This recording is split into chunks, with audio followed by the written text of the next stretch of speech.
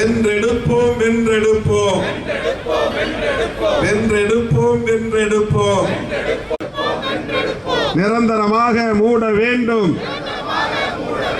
இழுத்து மூடு இழுத்து மூடு. ஸ்டெர்லைட் ஆலையை இழுத்து மூடு. சட்டம் இயற்று சட்டம் இயற்று. ஸ்டெர்லைட் ஆலையை நிரந்தரமாக இழுத்து மூட ஏதுவாக சட்டம் இயற்று சட்டம் இயற்று. ஆட்சியாளர்கள் திட்டமிட்டு நடத்திய ஒரு படுகொலை என்று மிகுந்த வேதனையோடு ஆவேசமாக உரையாற்றி அமர்ந்திருக்கிற மதிப்பிற்குரிய அண்ணன் இந்திய கம்யூனிஸ்ட் கட்சியின் மாநில செயலாளர் இரா முத்தரசன் அவர்களே மற்றும் இந்த நிகழ்வில் பங்கேற்று இதனை சிறப்பித்துக் கொண்டிருக்கிற நமது கட்சியின் விடுதலை சிறுத்தைகள் கட்சியின் மாவட்ட பொறுப்பாளர்களே, மாநில பொறுப்பாளர்களே, தோழமை கட்சிகளை சார்ந்த மாவட்ட நிர்வாகிகளே, காவல்துறையின் நெருக்கடிகளையும் மீறி மிக குறுகிய கால இடைவெளி அறிவிப்பில் இங்கே வருகை தந்து நிகழ்வை சிறப்பித்துக் கொண்டிருக்கிற பல்வேறு தோழமை கட்சிகளை சார்ந்த முன்னணி நிர்வாகிகளே,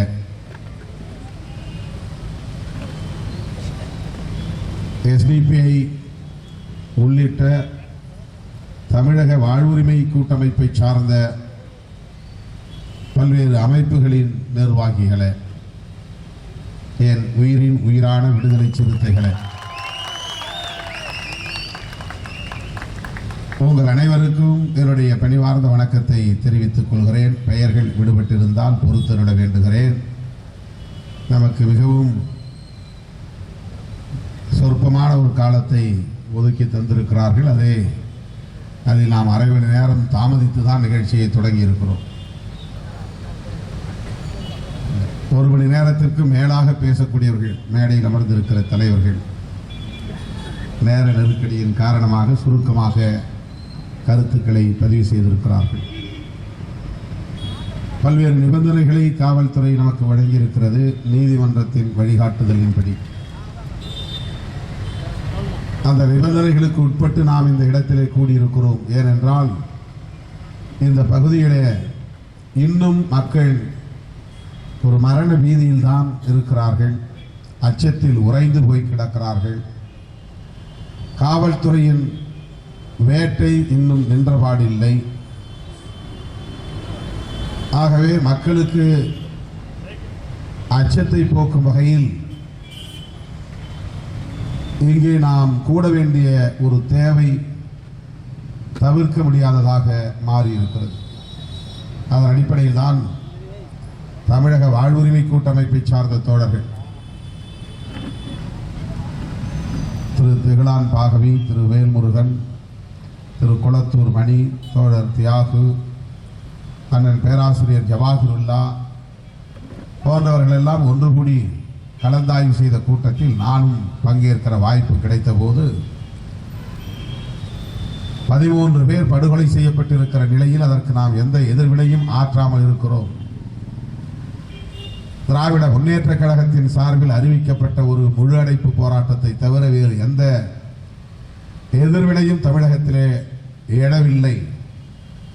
ஆகவே குறைந்தபட்சம் ஒரு இரங்கல் கூட்டமாவது நாம் தூத்துக்குடி மண்ணிலே நடத்துவோம் என்ற தீர்மானத்தை நான் முன்மொழிய அனைவரும் ஒப்புக்கொண்டு அதன் அடிப்படையிலே நாம் காவல்துறையை அணுகிய போது அனுமதி மறுத்த நிலையில் மார்க்சிஸ்ட் கம்யூனிஸ்ட் கட்சி எப்படி உயர்நீதிமன்றத்தை அணுகி அனுமதி பெற்றதோ அதை போல நாமும் அடக்குமுறைகளுக்கு எதிரான ஜனநாயக சக்திகள் என்னும் அமைப்பின் பெயரில் உயர்நீதிமன்ற மதுரை கிளையை அணுகி இந்த அனுமதியை பெற்றிருக்கிறோம். அனுமதி வழங்கியிருக்கிறார்கள் என்றாலும் கூட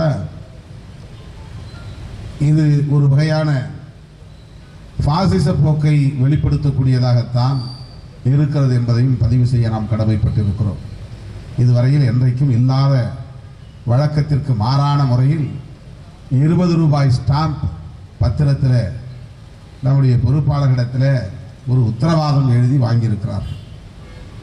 சட்டம் ஒழுங்குக்கு பிரச்சனை வரக்கூடாது, 1000 பேருக்கு மேல் மிகக்கூடாது, குறிப்பிட்ட ஒரு சிலரை தவிர யாரும் பேசக்கூடாது,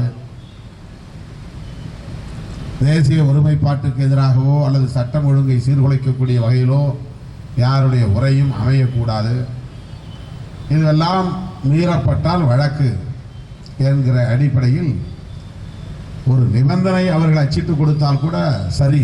ஆனால் அனுமதி கோருகிற நபரிடமிருந்து 20 ரூபாய் பத்திரத்தில் எழுதி வாங்கியிருக்கிறார்கள் என்று சொன்னால் இது எவ்வளவு பெரிய ஒரு பாசிச போக்கு என்பதை நாம் புரிந்து கொள்ள வேண்டும். இதுவெல்லாம் ஜனநாயகத்திற்கு நல்லதல்ல, தமிழகத்திற்கு நல்லதல்ல. ஜெயலலிதா அம்மையார் இருந்த காலத்தில் கூட இப்படி நிகழ்ந்ததாக நினைவில்லை. அவரைத்தான் ஒரு பெண் ஹிட்லர் என்று பலர் விமர்சித்ததுண்டு. எஸ்மா டெஸ்மா சட்டத்தை கொண்டு வந்ததால், புடா சட்டத்தை நடைமுறைப்படுத்தியதால், தடா சட்டத்தை தீவிரமாக நடைமுறைப்படுத்தியதால், அரசியல் ரீதியாக பலர் மீது அந்த வழக்குகளை ஏவியதால் அப்படி ஒரு விமர்சனம் அவர் மீது உண்டு.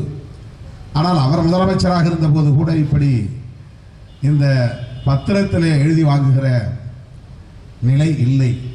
தூத்துக்குடியிலே இப்படி ஒரு நிலை இருப்பது எண்ணி உள்ளபடியே நான் வேதனைப்படுகிறேன். ஸ்னோலின், ஜான்சி, காளியப்பன், கிளாஸ்டன், அந்தோணி செல்வராஜ், கார்த்தி, தமிழரசன், மணிராஜ், கந்தையா, செல்வசேகர், ஜெயராமன், ரஞ்சித், சண்முகம், இந்த 13 பேர் அன்றைக்கே பலியானார்கள் என்ற தகவல்கள் ஊடகங்களின் மூலம் பரவியது.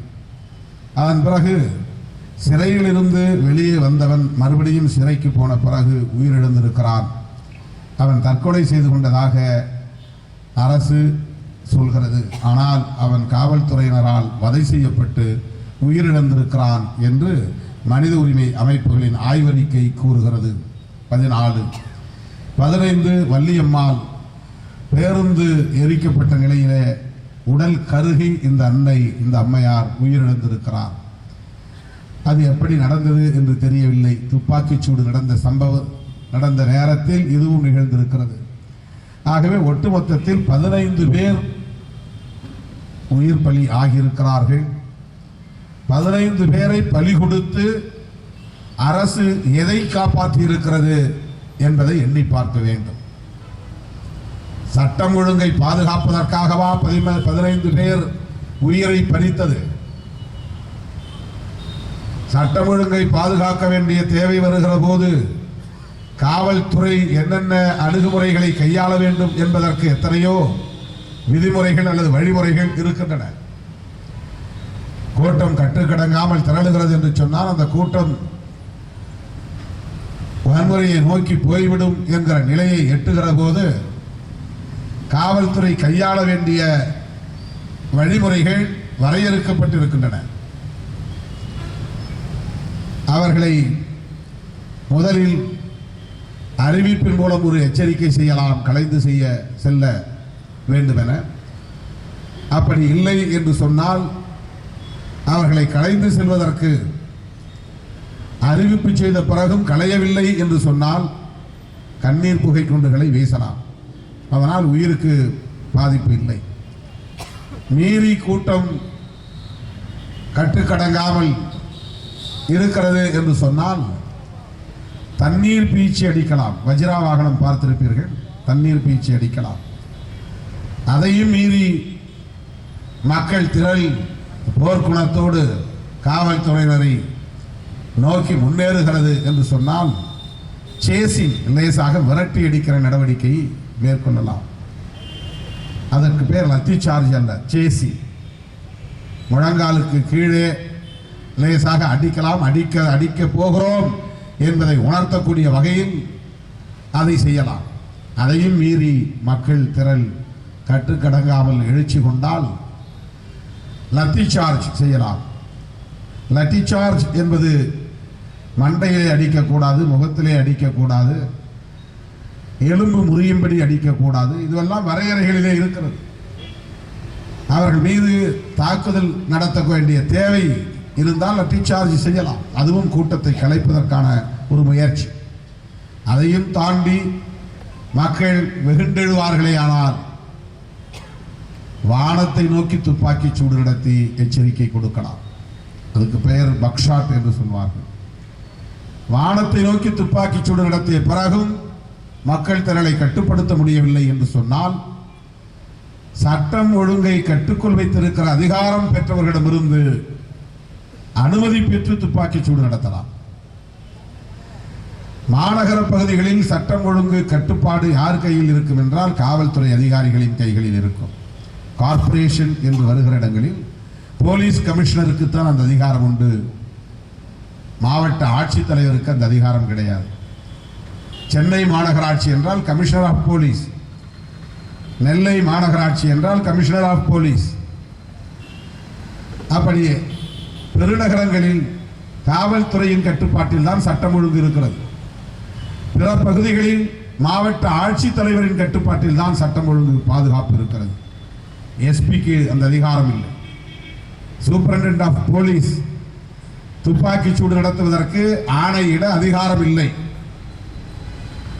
மாவட்ட ஆட்சித்தலைவருக்கு மட்டும்தான் அந்த அதிகாரம் இருக்கிறது.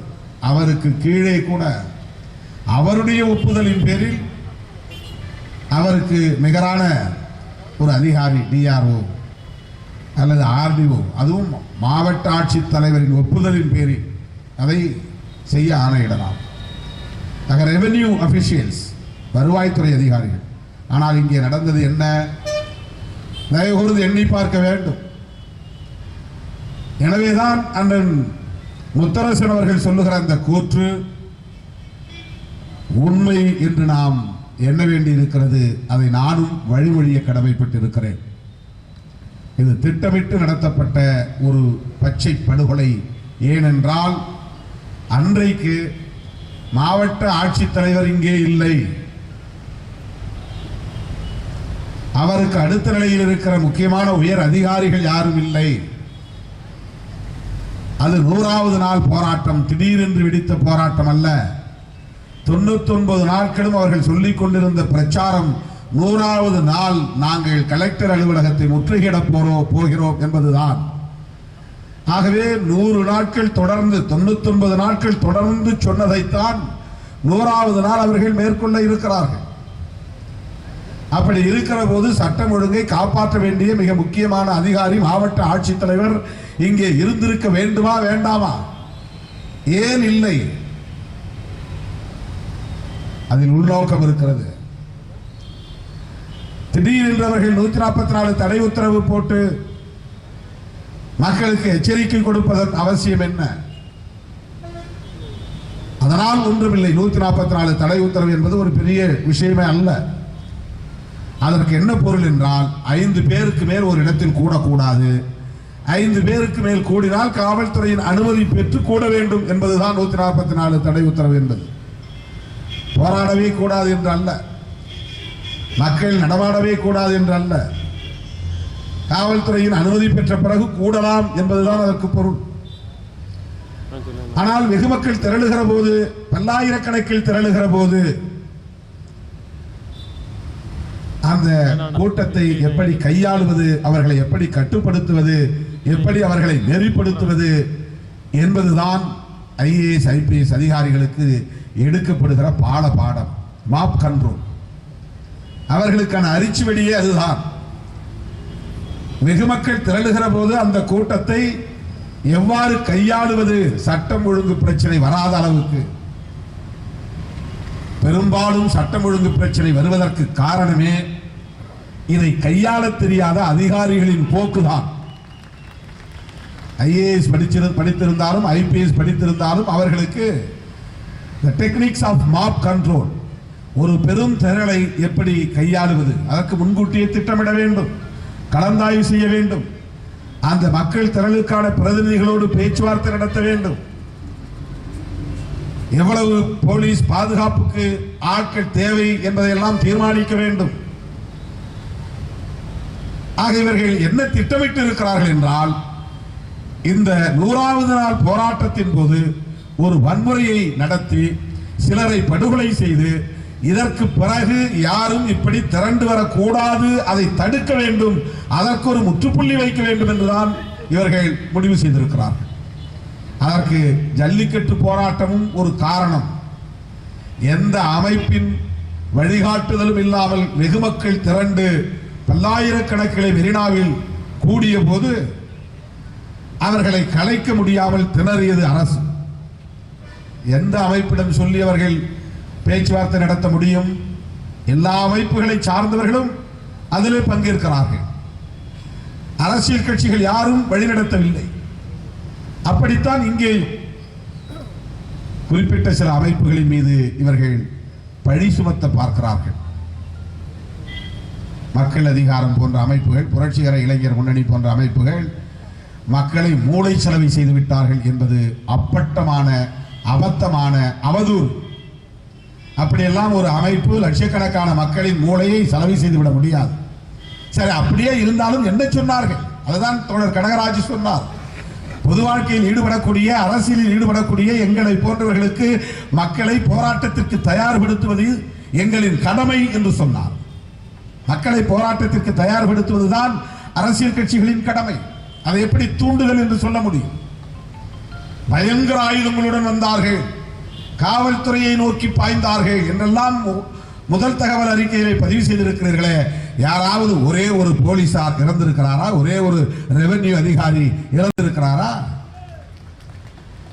இவர்கள் லத்தி சார்ஜ் செய்தார்களாம், வானத்தை நோக்கி துப்பாக்கியால் சுட்டார்களாம், மறுபடியும் மறுபடியும் கலைந்து செல்லுங்கள் என்று எச்சரிக்கை விடுத்தார்களாம்.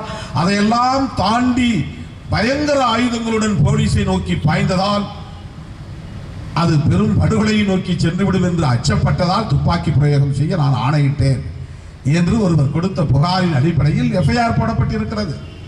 13 எஃப்ஐஆர், 320 பேருக்கு மேல் கைது, 6 பேர் குண்டாஸ், குண்டர் தடுப்பு சட்டத்தின் கீழ் சிறைப்படுத்தப்பட்டிருக்கிறார்கள். இது எவ்வளவு பெரிய ஒடுக்குமுறை! ஸ்டெர்லைட் ஆலை இங்கே கொண்டு வரப்பட்ட பிறகு, கொண்டு வந்த காலத்தில் இருந்து எதிர்ப்பு போராட்டம் நடந்திருக்கிறது. இந்த வரலாற்றை மறைக்கிறார்கள். மக்கள் அதிகாரம் இப்போது மக்களோடு சேர்ந்து கொண்ட ஒரு அமைப்பு, புரட்சிகர இளைஞர் முன்னணி இப்போது மக்களோடு சேர்ந்து கொண்ட அமைப்பு. அவர்களே தன்னியல்பாக இந்த போராட்டத்தை முன்னெடுத்தார்கள். இதன் மீது இவ்வளவு பெரிய தாக்குதல் நடந்ததற்கு என்ன காரணம் என்றால், நான் முன்பு சொன்னதை போல கட்சி சார்பற்ற முறையில் வெகு மக்களே அணிதிரளுகிற போக்கு தமிழகத்தில் வளர்ந்து வருகிறது. அரசியல் கட்சிகளின் வழிகாட்டுதல் இல்லாமலேயே ஜல்லிக்கட்டு போராட்டத்தில் திரண்டதை போல தூத்துக்குடி போராட்டத்திலும் திரளுகிறார்கள். இவர்களை எப்படி கட்டுப்படுத்துவது என்கிற அச்சம் ஆட்சியாளர்களுக்கு. இரண்டாவதாக, ஸ்டெர்லைட் ஆலை நிர்வாகம் வகுத்து கொடுத்த சதித்திட்டத்தை நிறைவேற்ற வேண்டிய கடமை அதிகாரிகளுக்கு ஏற்பட்டிருக்கிறது. காவல்துறை அதிகாரிகளும் வருவாய்த்துறை அதிகாரிகளும் ஆட்சியாளர்களும் மோடியின் கும்பலும் நம்முடைய எடப்பாடி அவர்களின் ஆளுங்கட்சியை சார்ந்த அவர்களின் ஆட்களும் இந்த ஆலை நிர்வாகத்தின் பிடிகளுக்குள் சிக்கி கிடக்கிறார்கள். கடந்த முறை நடந்த நாடாளுமன்ற தேர்தலில் குறிப்பாக ஸ்டெர்லைட் ஆலையை சார்ந்தவர்கள் பல கோடி ரூபாய் பாரதிய ஜனதா கட்சிக்கு நிதி தந்திருக்கிறார்கள் என்பது அவர்களே வெளியிட்டிருக்கிற தகவல். ஆன்லைனில் நீங்கள் தேடி பார்த்தால் தெரியும். வேதாந்தா நிறுவனத்தை சார்ந்தவர்கள் பாரதிய ஜனதா கட்சிக்கு 4 நிறுவனங்கள் இந்தியாவிலே இயங்குகின்றன. அந்த 4 ஆலைகளின் மூலமாகவும் தனித்தனியே நிதியை தந்திருக்கிறார்கள். ஏறத்தாழ 52 கோடி ரூபாய்க்கு மேல் பாரதிய ஜனதாவுக்கு தேர்தல் நிதி தந்திருக்கிற நிறுவனம் வேதாந்தா நிறுவனம். ஸ்டெர்லைட் காப்பர் மோடி சென்ற போது ஒட்டுமொத்தமாக மோடியின் வரவேற்புக்கு அவர்கள் பல கோடி ரூபாய் செலவு செய்திருக்கிறது. அங்குள்ள அரசாங்கம் வரவேற்கவில்லை, அல்லது வேறு அமைப்புகள் வரவேற்கவில்லை, அங்கிருக்கிற இந்து அமைப்பை சார்ந்தவர்கள் வரவேற்கவில்லை, அல்லது RSS அந்த செலவை செய்யவில்லை. ஒட்டுமொத்தமாக மோடிக்கு பல கோடி ரூபாய் செலவு செய்து லண்டனில் வெளியாகக்கூடிய நாளேடுகளில் முதல் பக்க விளம்பரம் கொடுத்து பல கோடி ரூபாயை செலவு செய்திருக்கிறது. இதற்கெல்லாம் நன்றி கடனாகத்தான் ஸ்டெர்லைட் ஆலையை மூடக்கூடாது, செய்ய வேண்டியதை செய் என்று மோடி ஆணையிட்டிருக்கிறார். அதற்காக இங்கே தமிழக அரசு அந்த வேலையை செய்து முடித்திருக்கிறது. அவருடைய கட்டுப்பாட்டில் இருக்கிற காவல்துறையும் அதை செய்து முடித்திருக்கிறது. அதிலே இது இரண்டாவது காரணம்.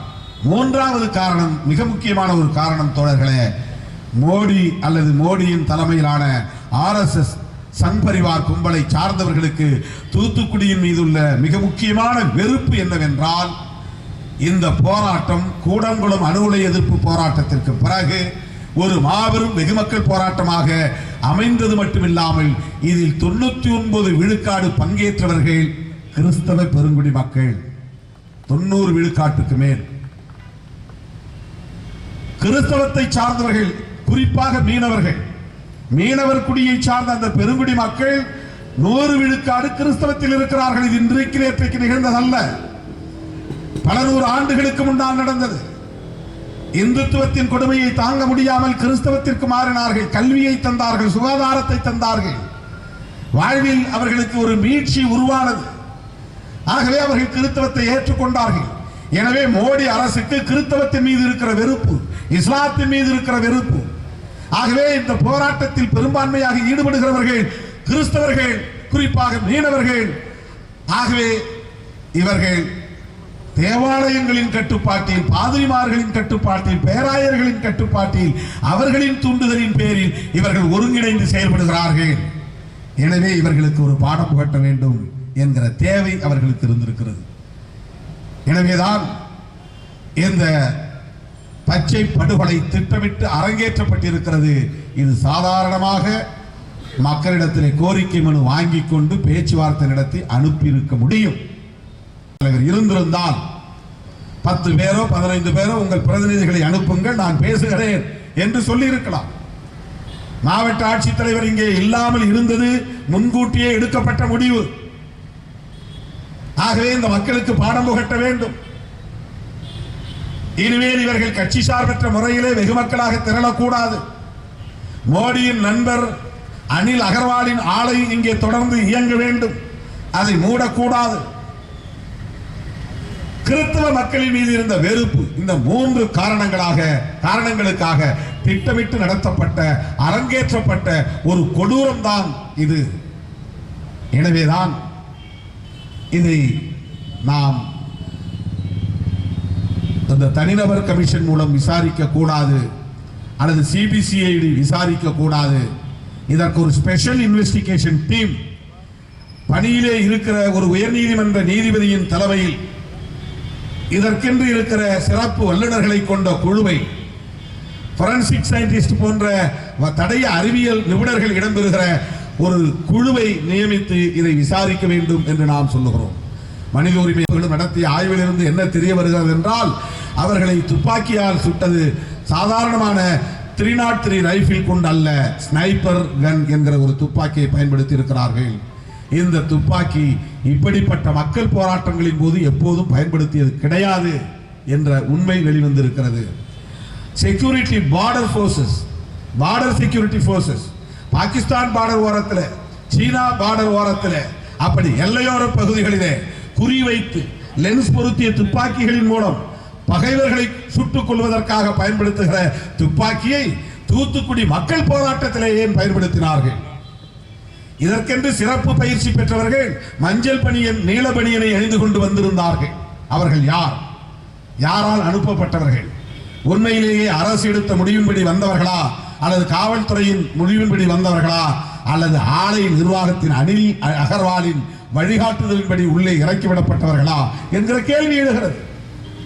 அதற்கடுத்து 6 பேருக்கு மேல் க்ளோஸ் ரேஞ்ச், பக்கத்திலே நின்று கொல்லப்பட்டிருக்கிறார்கள் என்கிற தகவல்கள் வெளியாகி இருக்கின்றன. ஆய்விலே தெரிய வந்திருக்கிறது. தொலைதூரத்தில் இருந்து சட்டம் ஒழுங்கை காப்பாற்றுவதற்காக காவல்துறை நடத்திய துப்பாக்கி சூடு, அதனால் சிலர் உயிர் இழக்க நேர்ந்தது என்றால் அது தொலைதூரத்தில் இருந்து சுடப்பட்டதாகத்தான் இருக்க வேண்டும். க்ளோஸ் ரேஞ்ச் என்கிற போது அது ரிவால்வர் மூலம் பயன்படுத்தப்பட்டு, ரிவால்வரை பயன்படுத்தி சுட்டுக் கொண்டிருக்கிறார்கள். ரிவால்வரை இப்படிப்பட்ட மாப் கண்ட்ரோலின் போது காவல்துறை பயன்படுத்தாது. என்கவுண்டர் செய்கிற நேரத்தில் வேண்டுமானால் பயன்படுத்துவார்கள். தனியாக அவர்கள் பந்தோபஸ்துக்கு போகிற நேரங்களில், இரவு நேரங்களில் கைகளில் வைத்திருப்பார்கள். ரேரஸ்ட் இன் ரேர் கேசஸ், எப்போதாவது தான் ரிவால்வர் பயன்படுத்தப்படும், டிஃபென்ஸ் செல்ஃப் டிஃபென்ஸுக்காகத்தான் பயன்படுத்தப்படும். பொதுமக்கள் பங்கேற்கக்கூடிய நிகழ்ச்சிகளில் ரிவால்வர் பயன்படுத்தப்படுவதில்லை. முதல் முறையாக அதை க்ளோஸ் ரேஞ்ச், மிகவும் நெருக்கமான இடத்திலே நின்று துப்பாக்கியால் சுட்டுக் கொண்டிருக்கிறார்கள். அதிலே ஸ்னோலின் என்கிற இளம் பெண், 18 வயது நிரம்பிய பெண், அவருடைய தாயார் இங்கே வந்திருக்கிறார். கோஷம் போட்டார் என்பதற்காக வாயிலேயே சுட்டு படுகொலை செய்திருக்கிறார். இது எப்படி எதேச்சையாக நடந்ததாக இருக்க முடியும்? உள்ளபடியே மிகுந்த வேதனைக்குரிய ஒரு கொடூரமான ஒரு பாசிச அடக்குமுறை இங்கே நிகழ்த்தப்பட்டிருக்கிறது. முழுக்க முழுக்க அனில் அகர்வாலை காப்பாற்ற வேண்டும் என்பதுதான். ஏனென்றால் அனில் அகர்வால் மட்டுமல்ல, கார்ப்பரேட்டுகளை காப்பாற்ற வேண்டும் என்பதுதான் மோடி அரசின் மிக முக்கியமான நோக்கம். இப்போது ஒப்பந்த தொழிலாளர்கள் எல்லாம் போய் மனு கொடுத்திருப்பதாக தெரிகிறது. அவர்களும் தமிழர்கள் தான். நினைத்தால் வேதனையாக இருக்கிறது. அவர்களுக்கு வாழ்வாதாரம் என்று சொன்னாலும் கூட வேறு பணிகளை தேடலாம். ஒரு ஆய்வறிக்கை என்ன சொல்லுகிறது என்றால், இந்த பகுதியிலே கிட்டத்தட்ட 40,000 பேரில் இருந்து 50,000 பேர் வரையில் புற்றுநோய்க்கு ஆளாகி இருக்கிறார்கள் என்கிற தகவல் வெளியாகி இருக்கின்றன. இதை யாரும் மறுக்க முடியாது. ஏராளமானவர்கள் சுவாச கோளாறுகளுக்கு ஆளாகி இருக்கிறார்கள்.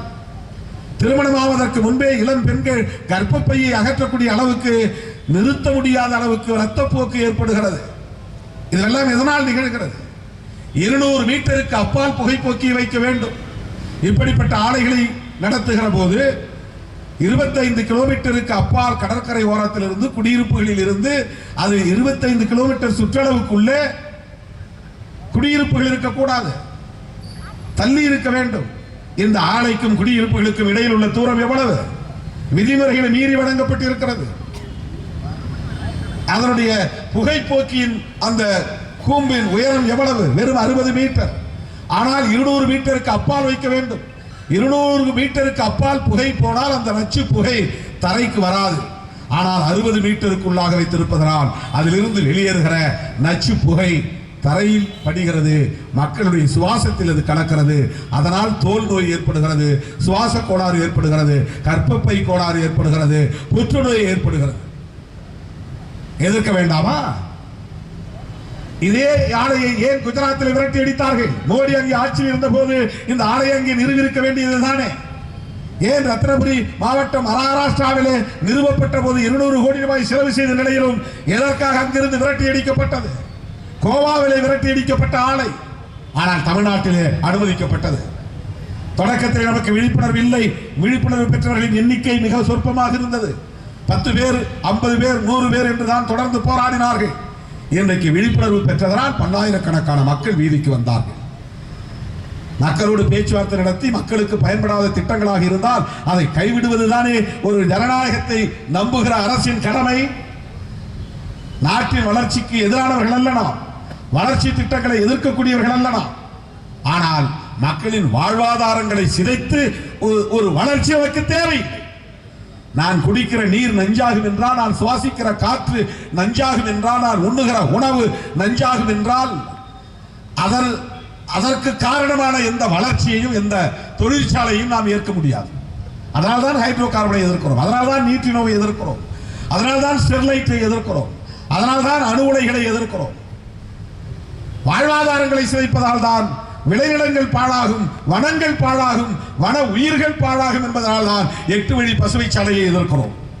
பேசவே கூடாது, பேசினால் சிறைச்சாலை என்றால் என்ன ஒடுக்குமுறை? எது எவ்வளவு கொடூரமான ஒரு அரச பயங்கரவாதம் இது!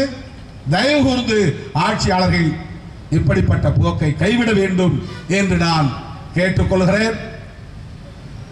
பல்லாயிரக்கணக்கானவர்களை திரட்டி மாபெரும் பொதுக்கூட்டத்தை நடத்த முடியும். ஆனால் இது ஒரு அடையாளம். அடங்க மறுப்பதும் அத்துமீறுவதும் போராளிகளின் குணம். அடக்குமுறைகளுக்கு அஞ்சினால், ஒடுக்குமுறைகளுக்கு அஞ்சி பின்வாங்கினால் ஜனநாயகத்தை பாதுகாக்க முடியாது. நாங்கள் இந்த தேசத்தை பாதுகாக்க விரும்புகிறோம் மதவாத சக்திகளிடமிருந்து. நாங்கள் ஜனநாயகத்தை பாதுகாக்க விரும்புகிறோம் பாசிச சக்திகளிடமிருந்து. நாங்கள் இந்த மண்ணையும் மக்களையும் பாதுகாக்க விரும்புகிறோம் கார்ப்பரேட்டுகளின் சுரண்டல் போக்குகளில் இருந்து. எனவே எக்காரணத்தை முன்னிட்டும் ஸ்டெர்லைட் ஆலையை கொல்லைப்புற வழியாக திறக்க முயற்சித்தால் மீண்டும் இங்கே மக்கள் போராட்டம் வெடிக்கும். திசை திருப்ப முயற்சிக்க வேண்டாம். ஒரு சில அமைப்புகள் தான் காரணம் என்று சொல்லி மக்களை மூளை செலவி செய்ய வேண்டாம். உண்மையிலேயே மக்களின் மூளையை செலவு செய்வதற்கான பிரச்சாரத்தை அரசு அல்லது காவல்துறை அல்லது அவர்களுக்கான ஏஜென்ட்டுகள் கையில் எடுத்திருக்கிறார்கள். அதற்கு நாம் ஒருபோதும் உடன்படக்கூடாது. அவர்கள் யாரும் தடை செய்யப்பட்ட இயக்கங்களை சார்ந்தவர்கள் அல்ல.